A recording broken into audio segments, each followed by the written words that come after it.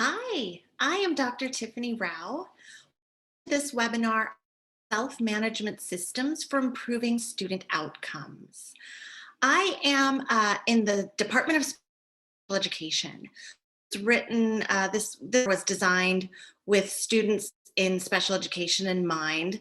And my background is mild to moderate disabilities. So it's going to be more focused on examples, more related to students with mild to moderate needs, but self-management can be used with all levels. So if you have moderate students or moderate to severe, I think you could still glean some good information from this for students at any level, as well as this is not only for students in special education.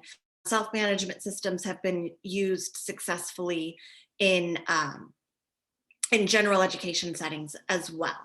So let's get started.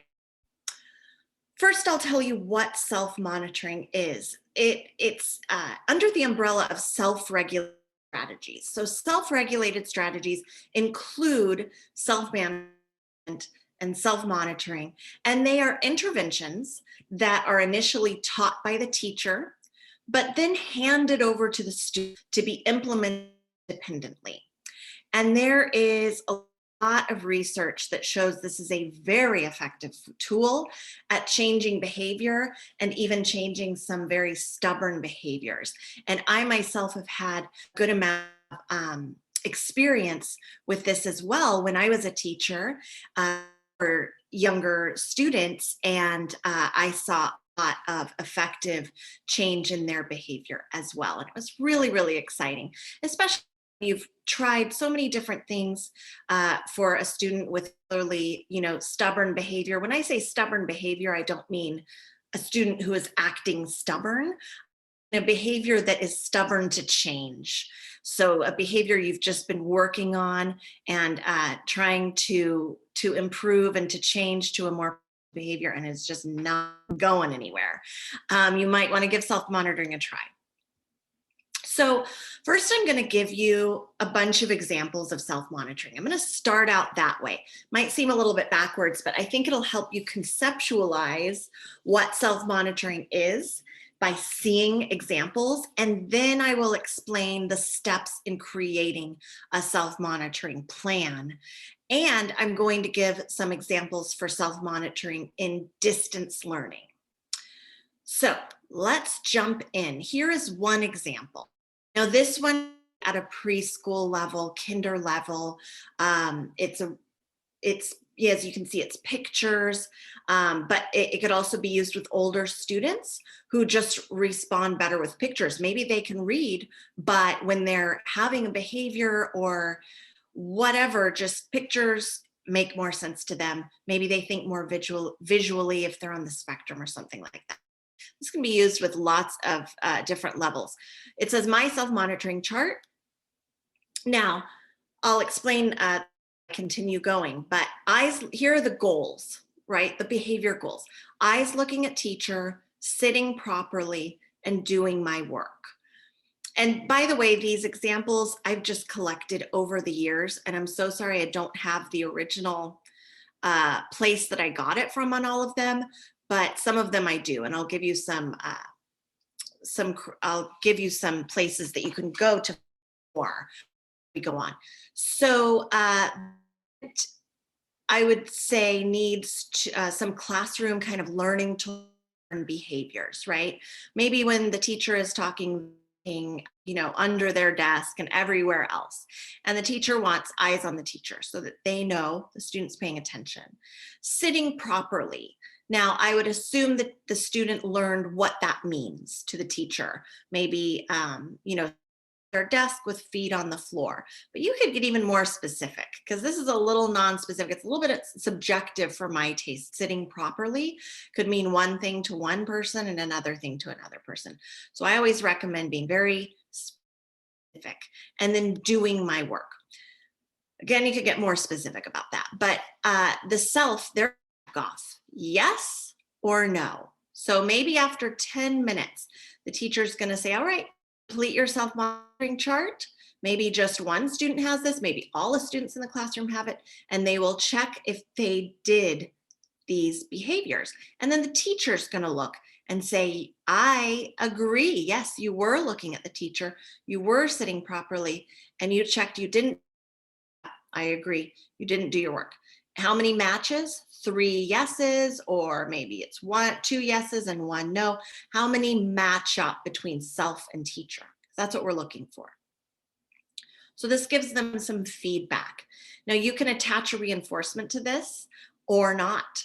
Shown that sometimes just doing this, just that satisfaction of the check mark, reflection, the self-reflection is enough for behavioral change, but it might not always be enough. So you can consider some reinforcement. Now, typically reinforcement is not so much connected to the behaviors, but it's connected to the accuracy of the self-reflection. So whether you get the yes matches or the no matches, I mean, whether it is a yes rather than not a match, sorry. So let's say the student didn't get all of the happy faces, their answers matchers, that's an honest reflection. That's what we're looking for. In order to create behavioral change, it has to start with the honest reflection here when it comes to self-monitoring. So if you get the 3 yeses, maybe there is a reinforcement available for that. Here is something for maybe older students. I used a daily point sheet much like this when I taught in a public school for students with emotional and behavioral disorders. And the students were at times aggressive and had just a lot of very hefty behavior goals in place. They were not able to remain at their public school because of their behavior. So they came to our non-public school, and we had a very tight program in place. And a big part of that was this point sheet. So it wasn't exactly like this. I find the one I used, it was like 20 years ago, and I wish I still had it, and I couldn't find exactly it online. So I just wrote this one quickly to kind of give, this can be, of course, this can be, modified to whatever your students' behavior goals are. For the students at our school, the non-public school, they pretty much had all the same basic class behavior goals. Their IEPs varied from each other, but we all to start on time, stay on task, finish their work, do it neatly, be safe, and it was even more specific than that. It was like, hands to self. I can't remember, but safety was an issue sometimes. So, we would explain what safety meant. I think it was more specific. Respect toward adult, respect towards peers. Of course, we talked about exactly what we're looking for. We had posters up on the walls showing, what this meant. Language, meaning no swearing. And then for a long time, just done this. I would go around every 30 minutes. This is 1 hour, but every 30 minutes I would go around and my aides as well. And we would give them their points, either like a 1 or a 0. And then we add up the total points. And then we might put some comments. Bonus points didn't exist until we did self-monitoring. And if they earned like 80% or 85% of all their points for the day, then they could go shopping in the class store at the end of the day. Well, I learned about self-monitoring, again, 20 years ago, and it was here, Cal State Fullerton was when I was in the credential program, and I thought, well, I'm gonna try this. And so I modified this daily point sheet, the one that we used, and I added a bonus point section. And I taught the kids, explained to the kids, you're gonna do your own points now. We your points, now it's on you. Every Thursday, I'm going to say, fill out your point sheet. And this was a 1st through 3rd grade class, and they were pretty academics. Some of them had a lot of academic goals. Some of them were on grade level, but their behavior was so severe. So they could read this. They were very capable of completing this like the academic part of completing something like this was not an issue for them. That's what I'm saying. So they would fill this out, and then we would go around and check it. And if we agreed with their assessment, they didn't have to get 100% points, but if we agreed with their assessment, they got a bonus point. And then they used the bonus points. They still had to get 80% to show up, but the bonus points became C. So they could save up the bonus points. They could save up the bonus points for a long time and buy something like more expensive and cool in the class store. Or if they wanted that more immediate gratification, they could buy like a small thing every day if they wanted to. If they didn't get 80%, they could save their bonus points. They never lost their bonus points. That was theirs that they earned. I never took those away because they earned them. But they might not always get to spend them every day if they didn't get enough points. So there was the motivation to meet these goals so that they could shop, and motivation to get honest reflection in their points so that they had currency to shop with. And you guys, it was so effective. When I switched, my class was running pretty well, but when I to self-monitoring, just such a simple little switch, it took them to a whole new level in their behavior. And like I said, these were students with major behavior issues where they were not even able to stay in public school. They came to us to really get some more intensive behavior intervention.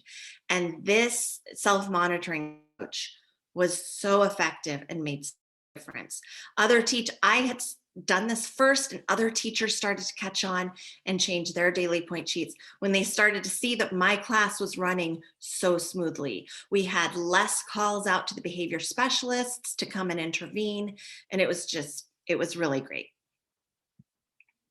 Here is another just kind of one goal or two goals example, really simple.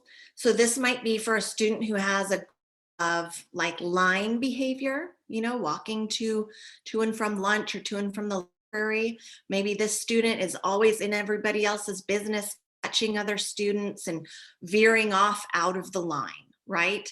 So we want to keep all our little ducks in a row. So this asks, did I keep my hands and feet to myself? Yes or no? Did I stay in line? Yes or no?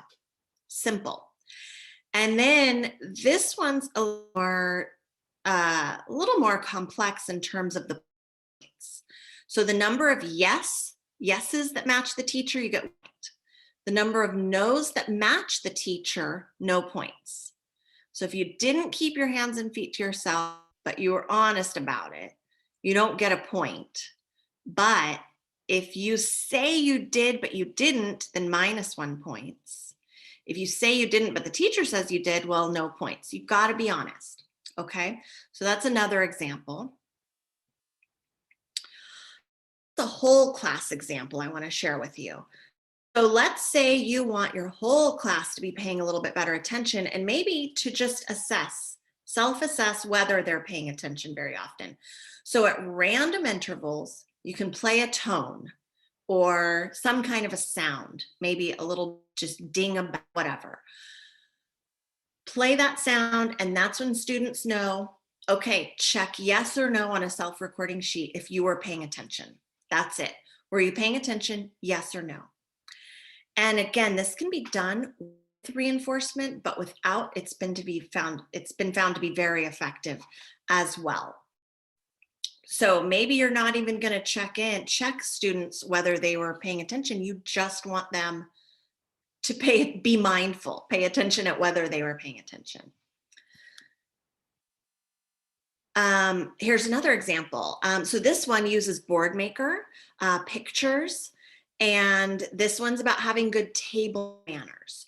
So I used things similar to this when I taught autism-specific classroom, and we had snack every day before recess. We made snack part of the curriculum.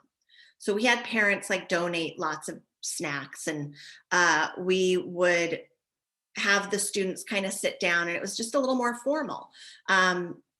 Students would pass out snacks to each other. They'd have rolls, pass out napkins, sit, just work on kind of table manners and social interaction and things like that in a setting where we were there as, you know, the teacher and the aides to give them some of the support on these things we wanted them to do outside of the classroom, right?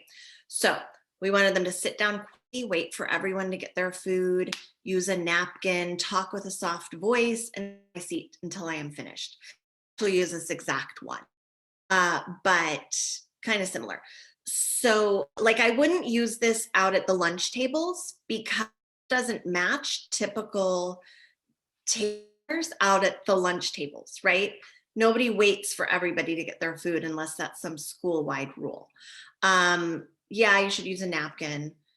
You can't like scream, but you can't really talk with a soft voice either, or nobody will hear you. So you have to think about where this would be appropriate for. So maybe you want to teach them some manners that they could use at home, at dinner, or when they're going out to restaurants. Okay, so anyways, so after snack, they would check off if they did each thing, or maybe as go. They sit down quietly, they could just check it off right away. They wait for everyone to get their food, check it off right away. Okay. And again, these can always be modified for any goals that you're working on. I love this one. This is from autismclassroom.com. And I love this one because there's so much choice involved and it really puts the power into the student's hands. So you create your own self-managed checklist, cut and paste 4 skills you want to monitor. Now you might let students choose, but then the next day they need to choose new ones. Like once they're all cut out, them a new, you know, so that they're working on something different every day. Maybe these all different IEP goals that they have, or just all goals that the whole class is working on. Can choose for a day, but they're going to need to do all of them at the end of the week or something like that. But I really love putting the choice in the students' hands of what they want to on that particular day. Now this one, it's kind of hard to, but this is aligned very much with some of the social emotional curriculums that are out there that I know schools have been using about getting into the green zone. Are we in the green zone? How do we get into the green zone?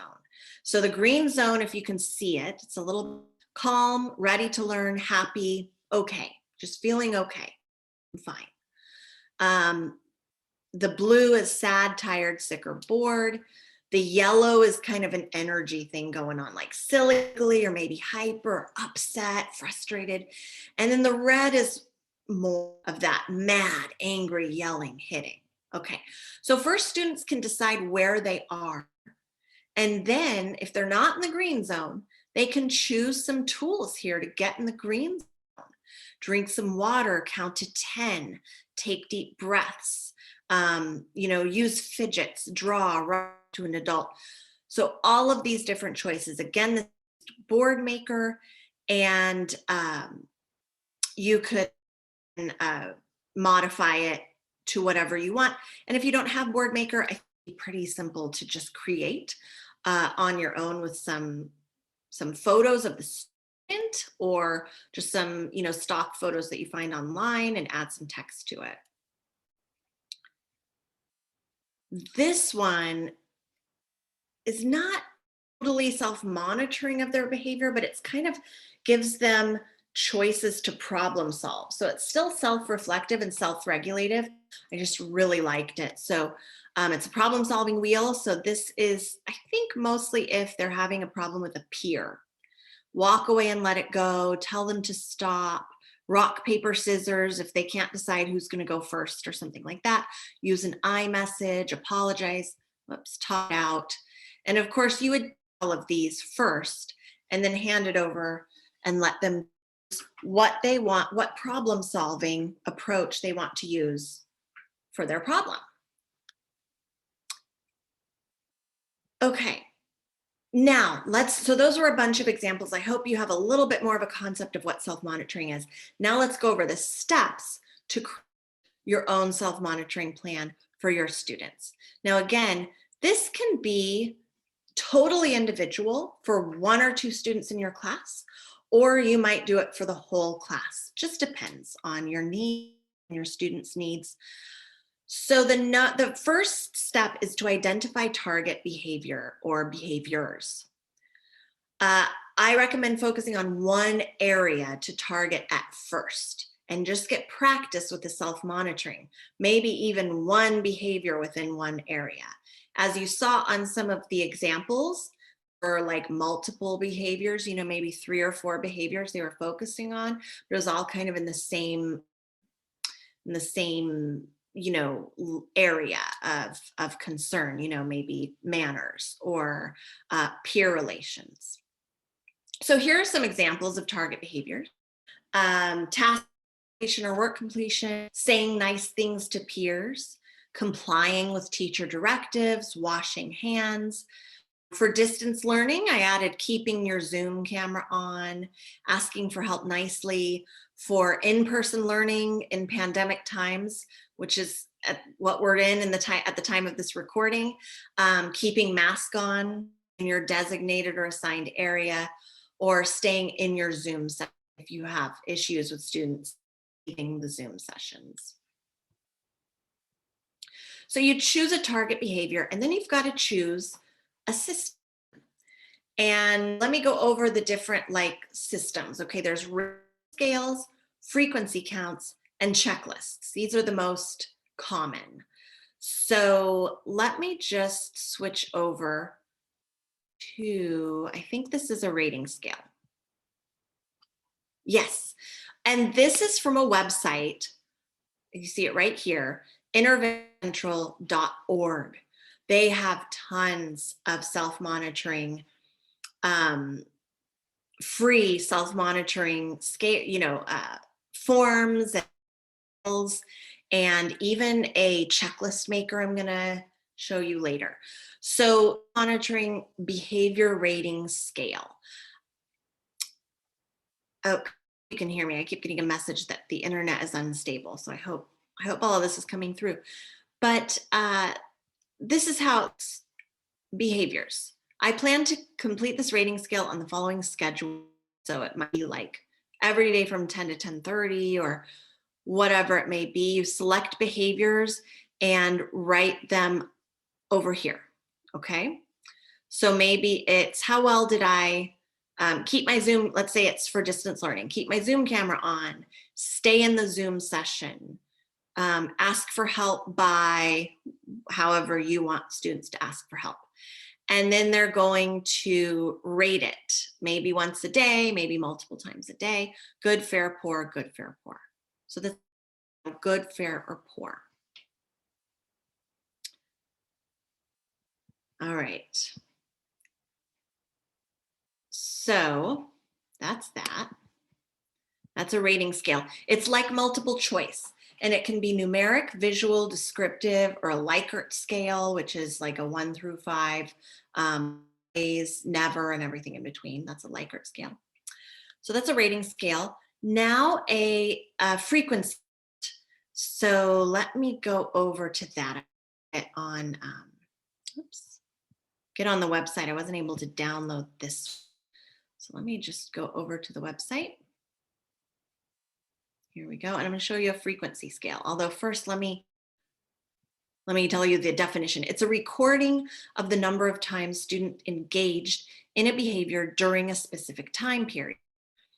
So like when I gave you the example of at different intervals, ask students, okay, check off whether you're paying attention or not. Maybe they make a tally mark or something like that. And then they're going to have a frequency count. So here's another example though.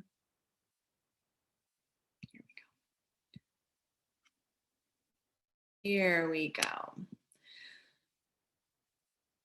So it's tally, they did tally marks. So you define the behavior, target behavior to measure. This is again from interventioncentral.org. Here's the behavior to measure. Let's see, maybe it's saying nice things to peers. Maybe it's a social, we want them to interact with peers, but also in a nice way. So how many times can you say nice things to peers? And then the schedule, decide the schedule, how often, and then maybe it's just all day or over the course of 2 hours, date, and then just tally the total. So that's frequency count. And then the last one is checklists. And that's exactly what it sounds like. It's a list of behaviors that the student periodically reviews and checks off, such as if it was for work readiness, I have materials needed, my desk workspace is organized, and I understand the directions of this assignment. So with that example, I was kind of thinking along the lines of distance learning. You know, you've explained some instructions on Zoom. Okay, let's check on your work readiness, you know, check off your work readiness sheet. Do you have all your materials? Is your desk organized and you understand the instructions? Okay, here's another example. Oh, I love this one. Okay, share it. So this one is from yourtherapysource.com. I saw some really good resources there as well, and that's this. So I am ready to work. I'm listening and following instructions. My materials are ready to learn. My body is at an energy level to get my work done. I understand what I'm supposed to be doing right now. I'm ready. I'm focused on the task or assignment. Score out of 6 points. So that's an example of a checklist. So like I said, you decide on the behavior. Step 1, identify the behavior, choose a system, whatever makes sense to the behavior that you're trying to change. And, oh, here's one more rating example. Oh yeah, I wanted to share this one because I see teachers a lot with their whole class. You might not even be aware that it's a rating scale, self-monitoring rating scale, but to 5. And I've also seen it done just 3 fingers, like 5 is I completely understand, I mostly understand, I understand pretty well, I could use more practice, I need help, or I don't understand at all. I've also seen it just 3, like 3, I understand it so well I could teach it, 2, get it pretty well, but I might not want to teach it, and then 1 is I need some help. All right, and then you want to choose a schedule, basically a time that you're going to address the behavior. I would start out in the beginning with a small time frame, and you could expand it to all day if you feel that's necessary and would benefit the student. Not all students would need that level, but you know your students. So when does the behavior you want to change occur most? Maybe it's upon arrival to school, maybe it's during independent activity, peer interactions, during teacher-led instruction, or during transitions, or any other number of times. And like I said, it can happen for just a little bit of the day or certain activities or all day. And then you want to decide if you're going to use a reward system or not. It's sometimes effective without any reinforcement, like I mentioned before, but it's okay if reinforcement is needed. That's fine. Nothing wrong with that. So if you think a reinforcement system would be needed, you could try it without reinforcement. If that's not quite, then brainstorm with a student a list of reinforcements they would like to earn. You could give them a list of options and have them circle the ones that they like, and then maybe fill in the blank, fill in a few blanks at the bottom. And you can explain, no guarantee that we'll use all of these, but I'm definitely going to take these into consideration.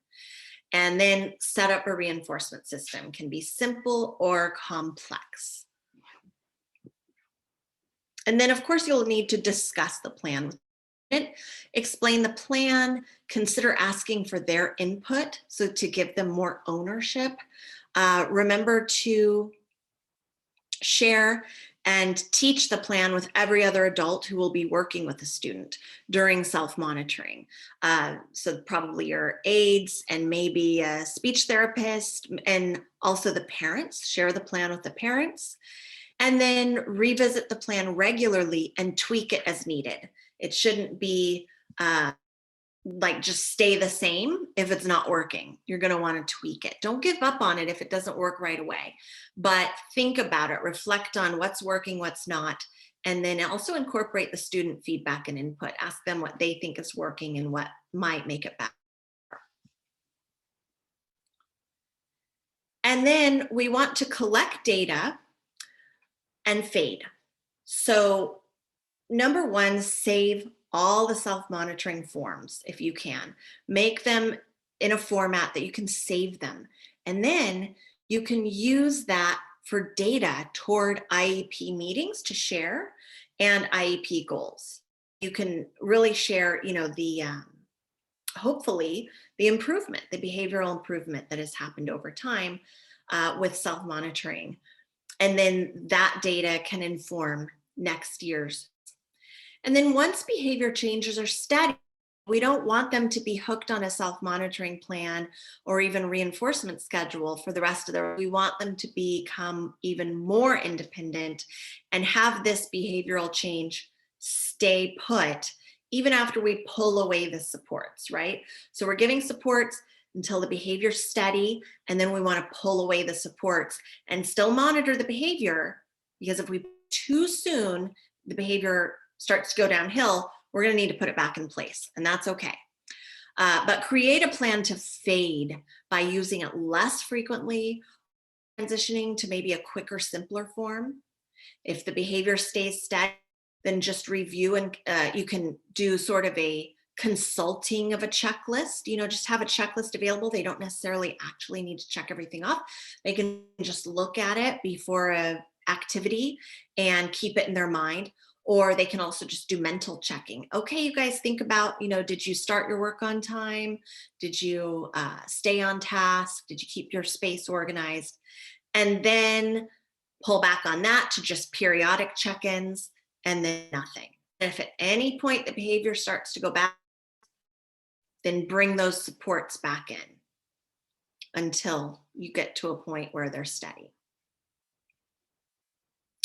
So if you go to that interventioncentral.org website, there is a checklist maker that's free. So you can put in the behaviors and the behaviors that you want to see and create your own checklists. So that might be a great way to start, really simple. So you go to interventioncentral.org, and then I think you can find it pretty easy, but in case not, it's // self-check behavior checklist maker with dashes in between.